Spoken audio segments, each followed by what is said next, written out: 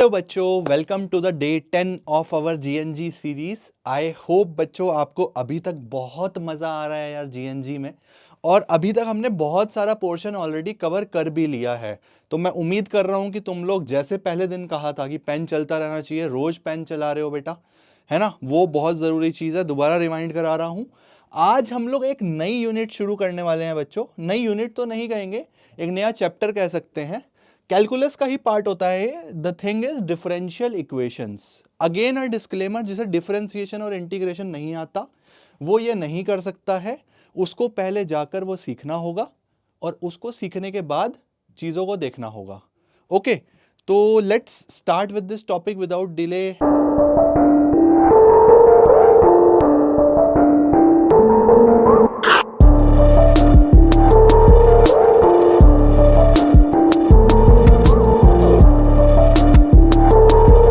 तो बेटा ये बहुत छोटी सी यूनिट है, इसमें 3-4 टॉपिक्स हैं। आज ही हम इसको पूरे को खत्म कर देंगे, डिफरेंशियल इक्वेशंस को। 3-4 एस्पेक्ट्स इसमें हमें पढ़ने होते हैं। उसमें से एक होता है order of a differential equation, degree of a differential equation, कैसे बनानी है और कैसे सॉल्व करनी है। 4 मुद्दे हैं जो हमें इसमें पढ़ने हैं, ठीक है। अगर मैं बात करूं क्या क्या टॉपिक्स हैं, देखो यही मैंने बोला, ऑर्डर, डिग्री, फॉर्मेशन और solving the differential equation. Sir ये तो ठीक है, ये सब करा लेना, पहले हमें ये समझा दो कि ये डिफरेंशियल इक्वेशन होती क्या है। बेटा डिफरेंशियल इक्वेशन कुछ नहीं होती, कुछ स्पेशल चीज नहीं है। डिफरेंशियल इक्वेशन की अगर मैं बात करूं तो आपको इसमें 2 वर्ड्स दिख रहे हैं, उस 2 से ही आपको समझ आ जाएगा इसका मतलब कि ये क्या होता है। डिफरेंशियल इक्वेशंस में 2 शब्द हैं। इक्वेशंस, इसका मतलब हो गया कि ये कोई एक इक्वेशन है, राइट। डिफरेंशियल इक्वेशन में एक तो ये कोई इक्वेशन है, एंड सेकंड एस्पेक्ट है डिफरेंशियल, यानी कि इसमें डेरिवेटिव्स के फॉर्म में कुछ दिखाई देगा, डिफरेंशियल्स के फॉर्म में दिखाई देगा, dy बाई डी एक्स की शक्ल में कुछ ना कुछ देखने को मिलेगा। तो ऐसी इक्वेशन जिसमें dy बाई डी एक्स हो, या फिर एक डिपेंडेंट वेरिएबल का differentiation with respect to an independent variable given हो, उसको बोलते हैं डिफरेंशियल इक्वेशन। सर ये डिपेंडेंट इंडिपेंडेंट क्या होता है? बेटा जो वेरिएबल दूसरे पर निर्भर नहीं कर रहा है वो इंडिपेंडेंट है। जैसे हमारे केसेस में यूजुअली जो x होता है वो इंडिपेंडेंट होता है, और जो y होता है वो डिपेंडेंट होता है यूजुअली हमारे केसेस में, क्योंकि अक्सर y बराबर समथिंग ऑफ x लिखा जाता है ना। तो इसका मतलब है जो y है वो x पर निर्भर कर रहा है। तो इस तरह से जब कभी भी किसी डिफरेंशियल का, यानी कि मैं आपको एग्जांपल देता हूं डिफरेंशियल इक्वेशन का। फॉर एग्जांपल कहीं पर ऐसे लिखा है, फॉर एग्जांपल देखें, dy by D X plus X बराबर 2। तो ये एक इक्वेशन है, डिफरेंशियल्स के फॉर्म में इक्वेशन है। एक और एग्जांपल लिख देता हूं, dy बाई डी एक्स का whole square plus 2 dy by D X plus X बराबर 0। ये भी एक डिफरेंशियल इक्वेशन है। एक इक्वेशन है, dy बाई डी एक्स की प्रेजेंस है, तो इसको हम डिफरेंशियल इक्वेशन कहते हैं। पहली बात आपको ये समझ में आ जानी चाहिए कि क्या होती है डिफरेंशियल इक्वेशन, ठीक है। कहानी भी सुना दूंगा, अभी पीपीटी में लिख कर लाया हूं तुम्हारे लिए, किताबी कहानी भी, बट वो किसी काम की नहीं है बेटा, काम की यही बात है जो बताई मैंने, ठीक है जी। अब ये सेकंड ऑर्डर में भी हो सकती है, इसको भी डिफरेंशियल इक्वेशन ही बोलेंगे।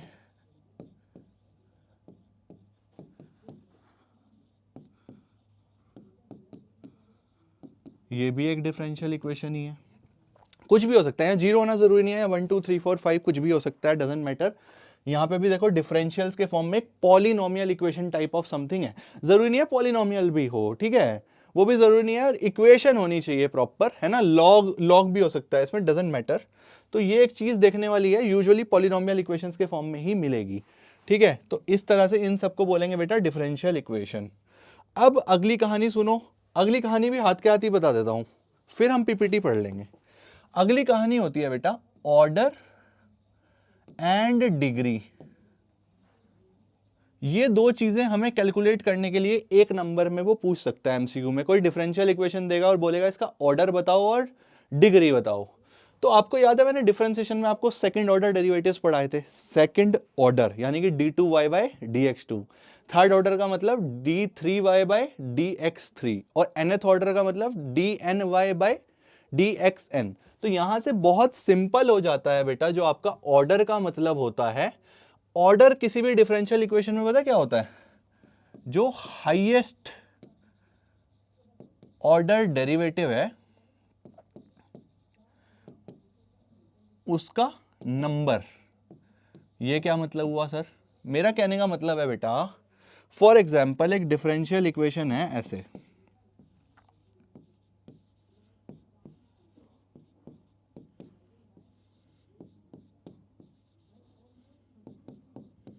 मान ले कि ये डिफरेंशियल इक्वेशन है, एक डिफरेंशियल इक्वेशन है ये,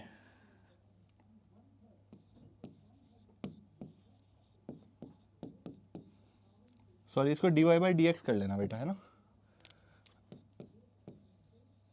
ऐसे एक डिफरेंशियल इक्वेशन है ये,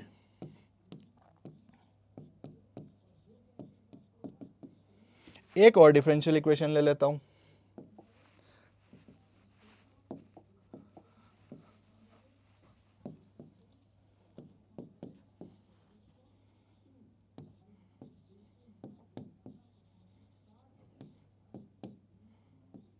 ये तीन से हमारा काम हो जाएगा। बेसिकली क्या होता है बेटा ऑर्डर और degree?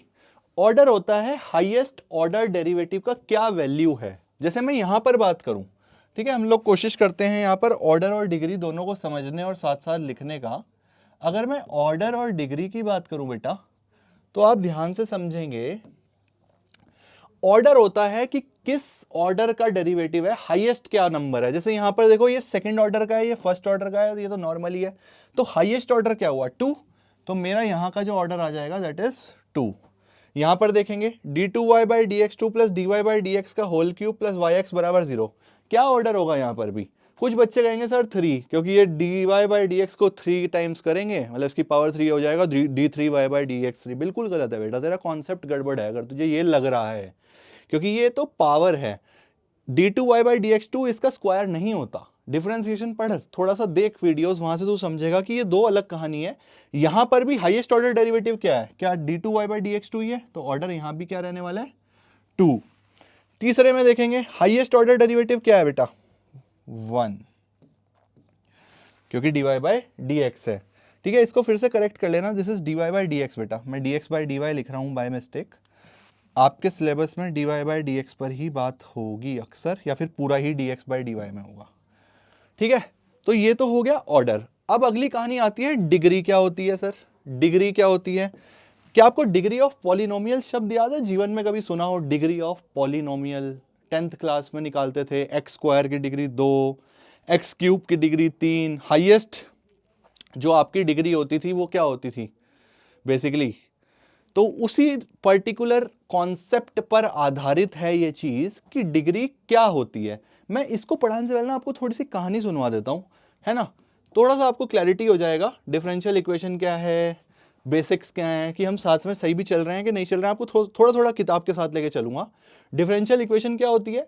N equation involving derivatives of the dependent variable with respect to independent variable. मैंने भी ऐसा ही बोला, dy बाई डी एक्स, उसे डिफरेंशियल इक्वेशन बोलते हैं। यहां तक सब मेरे साथ हैं। अगली बात है a differential equation involving derivative of dependent variable with respect to only one independent variable is known as ordinary differential equation. भाई एक तो हो सकता है कि y x पर भी डिपेंड कर रहा है, z पर भी डिपेंड कर रहा है, dy बाई डी एक्स भी है, dy बाई डी जेड भी है, वो ऑर्डिनरी नहीं होता। जब हमारी एक ऐसी डिफरेंशियल इक्वेशन जिसमें जो डिपेंडेंट वेरिएबल है वो सिर्फ एक ही इंडिपेंडेंट वेरिएबल पर डिपेंड करे, जो y है सिर्फ x पर डिपेंड करे और किसी पर नहीं, that is ordinary differential equation. And हमारे सिलेबस में बच्चों हमें सिर्फ ऑर्डिनरी डिफरेंशियल इक्वेशंस को पढ़ना है। ठीक है, उसके बाद ऑर्डर और डिग्री की बात करता है, ध्यान से समझेंगे। The order of differential equation is defined as the highest order derivative of the dependent variable with respect to independent variable involved in the differential equation. dy by dx का highest order क्या है, या फिर जो आपका dependent variable है उसका differentiation with respect to independent variable का हाईएस्ट ऑर्डर्ड डेरिवेटिव जो है वो उस डिफरेंशियल इक्वेशन का ऑर्डर कहलाएगा। मैंने भी आपको ऐसा ही पढ़ाया। डिग्री समझेंगे, फिर मैं वापस आता हूं। Degree of a differential equation when it is a polynomial equation. मैंने आपको बोला था ना पॉलिनोमियल, थोड़ा थोड़ा याद करो बेटा। पहला कंडीशन होता है डिग्री ना हमेशा डिफाइंड नहीं होती, ऑर्डर तो हमेशा निकल जाएगा देखते ही। डिग्री हमेशा डिफाइंड नहीं होती। डिग्री को डिफाइन होने के लिए उस डिफरेंशियल इक्वेशन का पॉलिनोमियल जैसी शक्ल में होना जरूरी है, यानी कि जैसे होता है ना x square plus x plus one, x cube plus x square plus one, या फिर एक्स प्लस वन। यहां पर एक्स की जगह डिफरेंशियल इक्वेशन में बस D Y by D X है, तो अगर उस जैसी शक्ल है तभी वो डिफाइन हो सकता है। मान लो log dy by D x मिल जाए, e की power dy by D x मिल जाए ना, वो पॉलिनोमियल नहीं होते। अगर उनकी प्रेजेंस है तो उसमें भैया दिक्कत है। dy बाई डी एक्स जो है वो e की पावर में, log की पावर में, इस तरह की उल्टी पुल्टी जगह पे अगर होगा, डिनोमिनेटर नेगेटिव पावर में है, तो फिर मुझे दिक्कत हो जाएगी। उस केस में मैं नहीं निकाल पाऊंगा डिग्री। पहले पॉलिनोमियल फॉर्म में कन्वर्ट करने का प्रयास कर, अगर हो सकता है तो पहले पॉलिनोमियल बना फिर बता दे डिग्री, नहीं तो वो डिफाइन नहीं होगा, डिग्री डिफाइन नहीं होगा। तो वही है ये बात, degree of a differential equation when it is a polynomial equation in its derivative अगर डिफाइंड हो is the highest power of the highest order derivative involve in the differential equation. जो भी हाईएस्ट ऑर्डर डेरिवेटिव है उसकी power कितनी है उसे बोलते हैं डिग्री। समझे? वापिस आते हैं एग्जाम्पल से समझते हैं। बेटा ये 3 एग्जाम्पल दिए थे, वो बोल रहा है, सेकंड एग्जांपल इंटरेस्टिंग है मैंने इसलिए तुम्हारे लिए रखा। वो बोल रहा है हाईएस्ट ऑर्डर वाले की क्या पावर है। यहां पर हाईएस्ट ऑर्डर क्या इसका है, इसकी पावर क्या है, स्क्वायर नहीं है, क्यूब नहीं है, 1 है, तो मेरी डिग्री क्या हो जाएगी बेटा, 1 हो जाएगी। यहां पर हाईएस्ट ऑर्डर किसका है, इसका है, इसकी पावर कितनी है, क्या 1 है, बिल्कुल सर 1 है। अब कुछ बच्चे ना यहां पे डिग्री 3 लिख देंगे कि सर आपने हाईएस्ट पावर बोला था। बेटा मैंने हाईएस्ट पावर नहीं बोला, मैंने बोला पहले ये देख हाईएस्ट ऑर्डर डेरिवेटिव क्या है, 2 है, 3 है, 4 है, उसकी जो पावर है वो मेरी डिग्री है। यहां पर मेरी डिग्री 1 है। जो बच्चे इसको 3 सोच रहे हैं वो गलत कर रहे हैं बेटा, ये बात आप ध्यान रखना कि दिस इज एब्सोल्युटली रॉन्ग। आपको हाईएस्ट पावर नहीं लिख कर आनी है, पहले आपको चेक करना है मेरी जो ऑर्डर जिससे मैंने निकाला उसकी पावर क्या है। ठीक है, तो ये देखना बहुत जरूरी है हाईएस्ट ऑर्डर का, यहां ये इंपॉर्टेंट बात थी। तीसरे में डिग्री बताओ, कुछ बच्चों का दिल कर रहा होगा सर 1 1 1। बेटा मैं आपको यहां पे बताना चाहूंगा दिस इज नॉट डिफाइंड। क्यों मैंने ऐसा लिखा कि डिग्री डिफाइंड नहीं है, आप ध्यान से देखें, this is not a polynomial equation. चलो ठीक है, ये 1 पावर में हो गया, ये लॉग, ये क्या आ गया, लॉग कब से आने लगा D Y by D X में, पॉलिनोमियल इक्वेशंस में ना, ये नहीं चलेगा, मैंने अभी आपको बताया। तो ये देखते ही समझ जाना कि आंसर 1 लिखने वालों की गलती हो चुकी है, 1 नहीं लिखना है। पॉलिनोमियल चेक कर लो, देखो पॉलिनोमियल शक्ल में है, पॉलिनोमियल शक्ल में है, पावर चेक कर लो। यहां पे लॉग आ गया, लॉग तो पॉलिनोमियल्स में इस तरह से नहीं होता बेटा, so that's why degree is not defined for this case. I hope आपको ऑर्डर एंड डिग्री का कॉन्सेप्ट बहुत अच्छे से अब क्लियर हो गया होगा। कुछ भी पूछ ले वो सिंपल 2 मिनट 2 शब्दों में बात खत्म कर रहा हूं।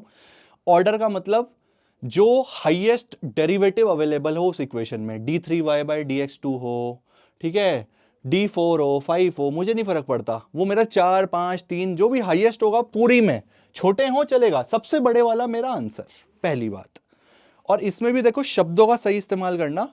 मैंने बोला highest order derivative of dependent variable with respect to independent variable. Y और एक्स रट मत लेना, वाई अक्सर एक्स पर निर्भर होता है, लेकिन अगर कुछ और हो दुनिया का तो आपको चेक करना है, राइट। तो ये चीज एक आपको समझने की जरूरत है। पूछा वैसे मेरे हिसाब से वाई एक्स में ही जाएगा, स्टिल ये बात पता होनी चाहिए। उसके बाद डिग्री की अगर मैं बात करूं तो जो हाईएस्ट ऑर्डर डेरिवेटिव है आपका, उसकी जो हाईएस्ट पावर है, ठीक है, वो क्या हो जाएगी आपकी डिग्री। मतलब बेसिकली नॉट हाईएस्ट, जो उसकी पावर है वो हो जाएगी डिग्री।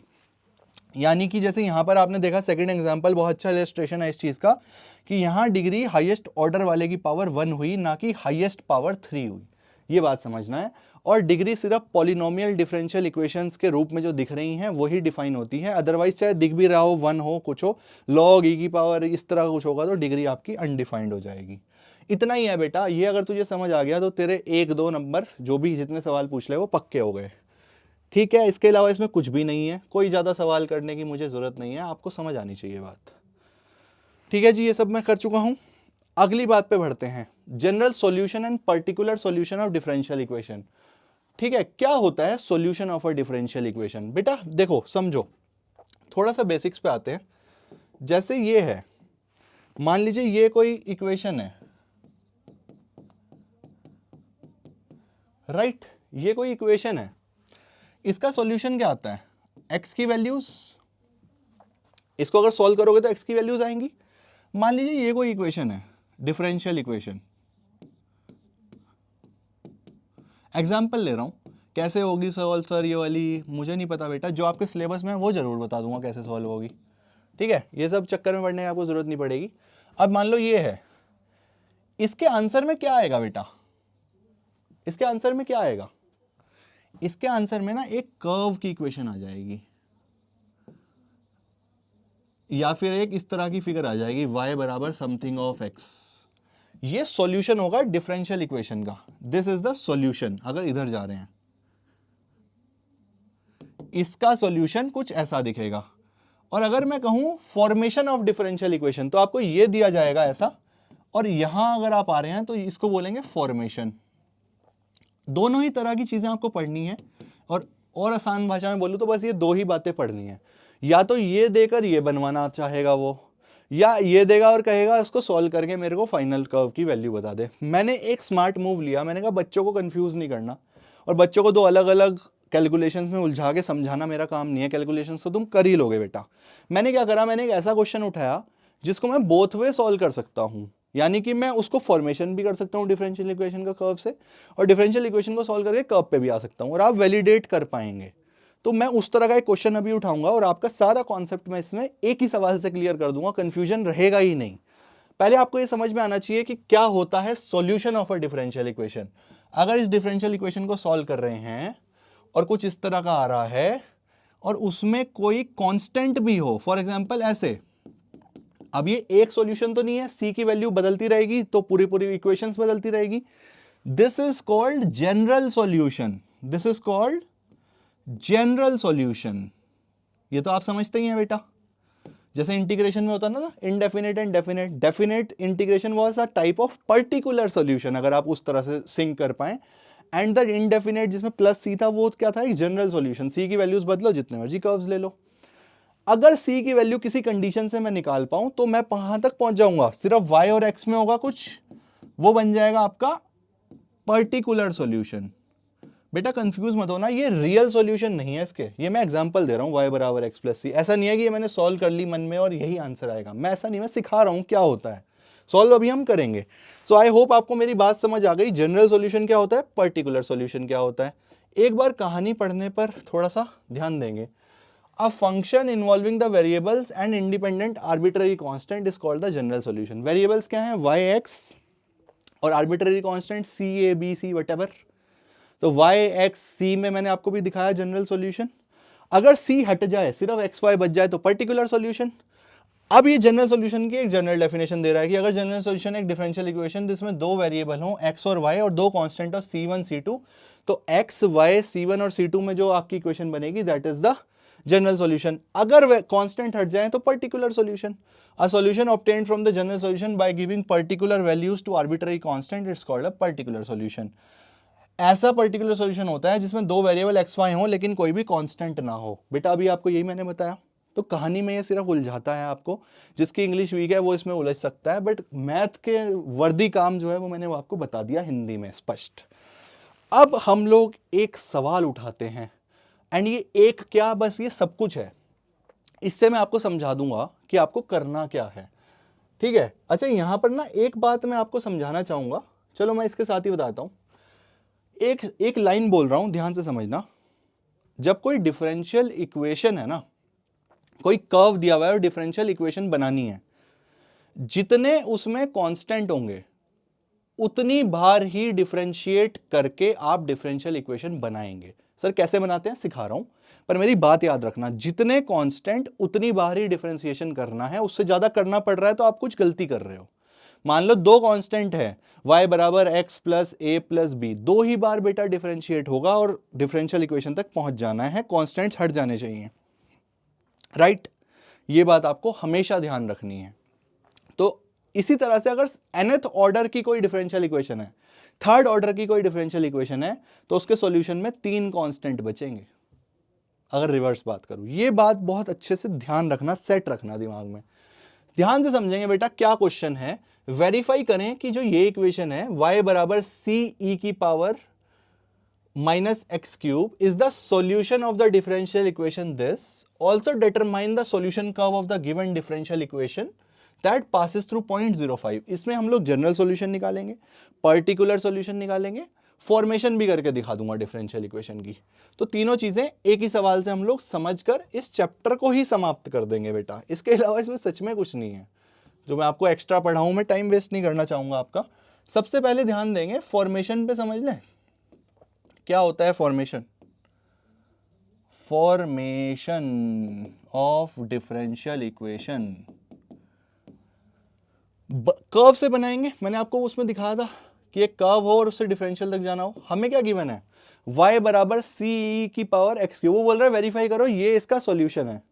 तो मैं उल्टा भी तो समझ सकता हूं कि अगर मेरे को ये गिवन हो तो मैं इससे ये डिफरेंशियल इक्वेशन बना दूं तो अपने आप प्रूव हो जाएगा। तो आजा बनाने का प्रयास करते हैं। y बराबर सी ई की पावर, y बराबर सी ई की पावर माइनस एक्स क्यूब। मैंने आपको क्या बोला था बेटा, जितने कांस्टेंट हो उतनी बार ही डिफरेंशिएट करने का आपको अधिकार है। यहां पर देखो सिर्फ एक कांस्टेंट है c, आर्बिट्ररी कांस्टेंट। और डिफरेंशियल इक्वेशन कब बनेगी, जब कांस्टेंट एलिमिनेट हो जाए। मैं क्या करूं यहां पर, y बराबर सी ई की पावर माइनस एक्स क्यूब है। अगर मैं इसको y अपॉन ई की पावर माइनस एक्स क्यूब लिख दूं बराबर c, तो मेरा कांस्टेंट एक तरफ हो गया, वेरिएबल एक तरफ हो गया। सर आपने ऐसा क्यों करा? मैंने बेटा ऐसा इसलिए करा, जब मैं डिफरेंशिएट करूंगा इसको तो मेरे कांस्टेंट का डिफरेंशिएशन जीरो हो जाएगा, कांस्टेंट हट जाएगा, जो मेरा मकसद होता है फॉर्मेशन ऑफ डिफरेंशियल इक्वेशन में। तो ये मेरा थॉट है। आप चेक करना आपके सवाल में कैसे आप कांस्टेंट्स को अलग कर सकते हैं और कैसे आप वेरिएबल्स को अलग कर सकते हैं। अच्छा बेटा एक चीज और ध्यान रखना, कभी कभी कुछ सवालों में ऐसा होगा जहां पे आपको इसकी वैल्यू पुट करनी पड़ेगी बनाते हुए, कि y की वैल्यू आपने वहां डाल दी और कुछ कट आउट हो गया। तो इस चीज का भी ध्यान रखना, जितनी आप प्रैक्टिस करोगे आपको ये चीजें दिखेंगी। अभी हम इसको क्या करें, डिफरेंशिएट कर दें, राइट। तो यहां पर प्रोडक्ट रूल लगने वाला है, दोनों वेरिएबल्स हैं न्यूमरेटर डिनोमिनेटर में। क्या होता है पहले का डिफरेंशिएशन, नॉट प्रोडक्ट रूल बेटा, क्वोशिएंट रूल, सॉरी। पहले का डिफरेंशिएशन, दूसरा सेम, माइनस दूसरे का डिफरेंशिएशन, पहला सेम अपॉन डिनोमिनेटर का होल स्क्वायर बराबर इधर d by D x of c क्या हो जाएगा, जीरो। दोनों तरफ डिफरेंशिएट कर दो बेटा, तो ये क्या हो गया, ये हो गया d Y by D x into e की power minus x cube minus इसका डिफरेंशिएशन, चेन रूल, ई की पावर माइनस एक्स क्यूब और माइनस एक्स क्यूब का माइनस 3x स्क्वायर, और y तो है ही, अपॉन में ई की पावर माइनस एक्स क्यूब का होल स्क्वायर, और ये हो जाएगा जीरो, राइट। यहां तक सब मेरे साथ है बेटा। अब dy बाई डी एक्स का तो कुछ हो नहीं सकता, वो तो चाहिए भी हमें इक्वेशन में। ई की power minus x cube common आ रहा है बेटा, अगर मैं ई की power minus x cube common लूं तो क्या बचा मेरे पास ऊपर, d Y by D x minus minus plus हो जाएगा 3x स्क्वायर वाई अपॉन में ई की पावर माइनस एक्स क्यूब का होल स्क्वायर बराबर जीरो, इससे कट। अब अगर ये इधर चला जाए तो बचा क्या, d Y by D X plus 3x square y बराबर zero. This is my differential equation. तो मैंने क्या करके सिखा दिया आपको, मैंने आपको एक इक्वेशन से डिफरेंशियल इक्वेशन फॉर्म करके दिखा दी। पहला काम जो आपको सीखना था, this is my differential equation. कैसे बनती है समझ गए आप, डिफरेंशिएट करके कांस्टेंट को एलिमिनेट करते जाओ, कांस्टेंट एलिमिनेट हो गया, जो बचा हुआ आपकी डिफरेंशियल इक्वेशन है बेटा। आप देख भी पा रहे हो मैंने इतना ही करा, ठीक है। मैं टिपिकल कैलकुलेशन ले सकता था, बहुत सारी जगहों पे क्या होता है टिपिकल बना के दिखाया जाता है। बेटा जरूरत क्या है, आपको कॉन्सेप्ट सिखाना है। टिपिकल कैलकुलेशन आप कर ही लोगे अगर आपको फंडा क्लियर हो। फंडा क्लियर हुआ क्या आपको, कमेंट में जरूर बताना फंडा क्लियर अगर हुआ है या नहीं हुआ, होना चाहिए बाय द वे। नहीं हुआ है तो दोबारा वीडियो देखना पड़ेगा। तो ये तो हो गया बेटा फॉर्मेशन ऑफ डिफरेंशियल इक्वेशन जो सिखाना था। एक एस्पेक्ट होता है सॉल्विंग डिफरेंशियल इक्वेशन, वो कैसे करते हैं, बहुत सारे तरीके होते हैं सॉल्व करने के differential equation. Solving differential equation क्या होता है, सॉल्व करना। सॉल्विंग डिफरेंशियल इक्वेशन, आपको एक डिफरेंशियल इक्वेशन दे देगा dy बाई, यही उठा लें, dy by D X plus 3x² y बराबर 0। बोलता है इसको सॉल्व करो। सॉल्व करने का मतलब पता क्या है? बोलता है कि वो इक्वेशन दो, जनरल सॉल्यूशन दो जहां से आपने शुरू करा था बनाने के लिए। यहाँ पे बेटा कुछ नहीं करना होता। सॉल्व करने के दो मेथड्स होते हैं वैसे जो मेन K12 लेवल पे यूज होते हैं, variable separable method and linear method होता है एक बेसिकली, ठीक है, जहां पे लीनियर फॉर्म में बन रहा है। वो आपके सिलेबस में नहीं है, आपको सिर्फ वेरिएबल सेपरेबल सीखना है। वेरिएबल सेपरेबल का मतलब y वाले सब एक तरफ, dy और y, x वाले सब एक तरफ, वेरिएबल्स को सेपरेट कर लो। तो dy बाई डी एक्स बराबर -3x² हो जाएगा। अगर मैं इसको और अच्छे से लिखूं, y वाले सब एक तरफ, x वाले सब एक तरफ, dy अपॉन y बराबर -3x² dx। जायज है? यहां तक सब मेरे साथ हैं? अब सॉल्व करना है। सॉल्व करने वाला dy dx ये सब नहीं होना चाहिए। इसको हटाने का क्या तरीका? इंटीग्रेट, जैसे वो डिफरेंशिएट था। लो भाई, कर दिया integrate. dy upon Y log y कर लिख दू भाई, लॉग मोड y बराबर -3x² का x³ अपॉन 3 प्लस, अब यहां पे c भी लिख सकते हो। मैं यहां पर log c लिखना चाहूंगा बेटा। क्यों लिखना चाहूंगा उसका कारण अभी समझाता हूं। भाई कांस्टेंट तो कांस्टेंट है ना, कुछ भी लिख दो, log c या a बाय b, कांस्टेंट ही लिखना होता है तो कांस्टेंट लिख दिया। 3 से 3 कट गया, तो log y बराबर -x³ प्लस log c हो गया बेटा। क्यों लिखा मैंने log c? मुझे ना लीनियर फॉर्म में चाहिए आंसर, मुझे लॉग्स नहीं चाहिए। तो मैंने कहा कांस्टेंट भी अलग, फिर लॉग में उलझेगा वो, तो पहले क्या करूं, इसको लिख देता हूं log mod y minus log mod c बराबर -x³। log a minus log b, क्या log a अपॉन b होता है? ले, अब समझ, ये log base to the log to the base e है। मैंने आपको एक चीज सिखाई थी बेटा कि अगर log a to the base b बराबर c हो तो BAP टेक्निक से बेस आंसर पावर, तो b की पावर c बराबर a होता है। ये दोनों एक ही बात है। ये मैंने आपको लॉगरिथमिक जब बताया था डिफरेंशिएशन में तब सिखाया था GNG में ही। तो इसका मतलब क्या हो जाएगा? क्या मैं लिख सकता हूं y बराबर y अपॉन c बराबर e की पावर -x³? क्या मैं ये लिख सकता हूं? बिल्कुल लिख सकता हूं उस फंडे से। तो y बराबर c e की power -x³ is my general solution to differential equation. General क्यों बोला? सर आर्बिट्ररी कांस्टेंट अवेलेबल है, अभी बहुत सारे सॉल्यूशन निकल सकते हैं। जनरल इसलिए c की वैल्यूज डालो, जितने मर्जी सॉल्यूशंस लो, तो इस वजह से जनरल बोला। पर्टिकुलर सॉल्यूशन कैसे निकालना है? मैंने बोला बेटा जब पर्टिकुलर सॉल्यूशन निकालना होगा आपको एक कंडीशन देगा। क्या कंडीशन देता है वो? सुनो, also determine the solution curve of the given differential equation that passes through 0.05। 0.05 से पास हो रहा है कर्व। अगर ये कर्व 0.5 से पास हो रहा है बच्चों, तो क्या x बराबर 0 और y बराबर 5 इसको सेटिस्फाई करेगा? राइट, तो वही कर रहा हूं मैं। y की वैल्यू 5 बराबर c टाइम्स e की पावर -0 या फिर e की पावर 0 जो कि 1 हो जाएगा। तो c बराबर क्या आ गया? 5 आ गया। तो इसकी वैल्यू मैं अगर यहां पुट कर दूं तो क्या पर्टिकुलर सॉल्यूशन मिल जाएगा? y बराबर 5 e की power -x³, this will be my answer to the second part of the question, और इसको बोलते हैं पर्टिकुलर सॉल्यूशन। क्या एक ही सवाल से आपको तीनों फंडे क्लियर हो गए क्या? बेटा जब कभी भी आपको सॉल्व करना होगा ना, हमेशा आपको यही करना है, वेरिएबल्स को अलग अलग करो, x और y के इंटीग्रेट करो, और फाइनली जो भी आंसर आ रहा है वो लिख दो। That is solution of differential equation for you. And अगर आपको फॉर्मेशन करना है, सारे कांस्टेंट एक तरफ करने का प्रयास करो, सारे वेरिएबल एक तरफ करने का प्रयास करो, जितने कांस्टेंट है सब एलिमिनेट हो जाने चाहिए, और जितने कांस्टेंट है उतनी बार आपको डिफरेंशिएट करना है। जो भी आंसर आए लिख दो, that is differential equation for you. इतना ही है बेटा, ज्यादा भसड़ नहीं, ज्यादा कंफ्यूजन नहीं, बहुत ज्यादा आपको उलझाना नहीं, बाकी प्रैक्टिस है। अच्छा इसमें ना वो एक तरह से और देता है।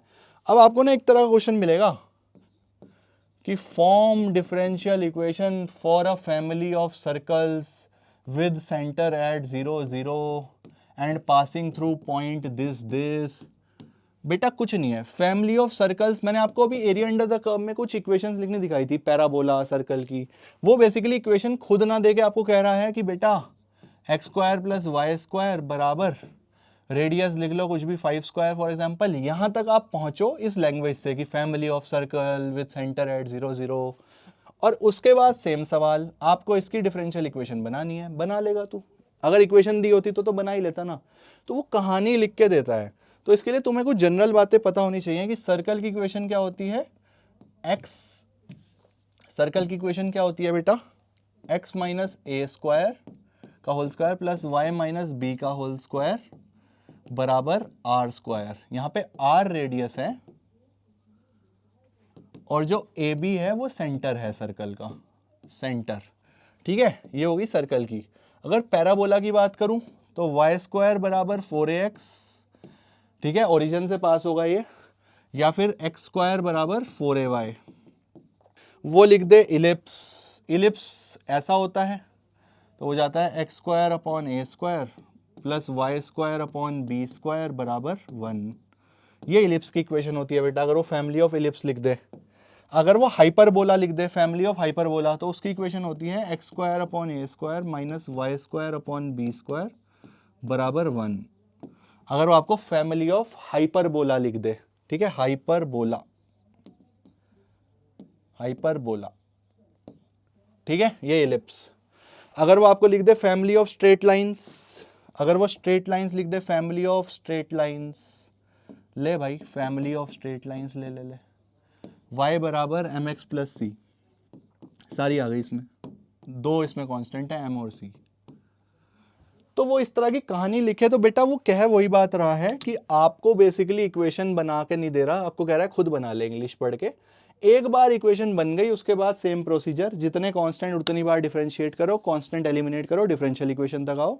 अगर डिफरेंशियल इक्वेशन दे और बोले इसको सॉल्व करो, सारे वेरिएबल कोने कोने में करो, एक तरफ y वाले एक तरफ x वाले, उनको इंटीग्रेट करो, आंसर निकालो, end of discussion, end of chapter बेटा। इसके अलावा कुछ भी नहीं है डिफरेंशियल इक्वेशन में।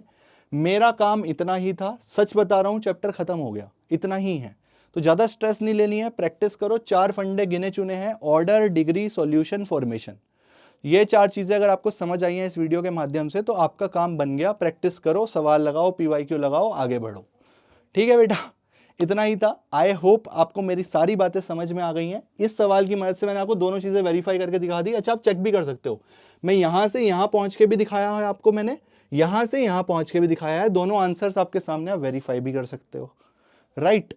So this was all about this video guys, differential equation is complete, और इसी के साथ हमारा कैलकुलस भी समाप्त होता है।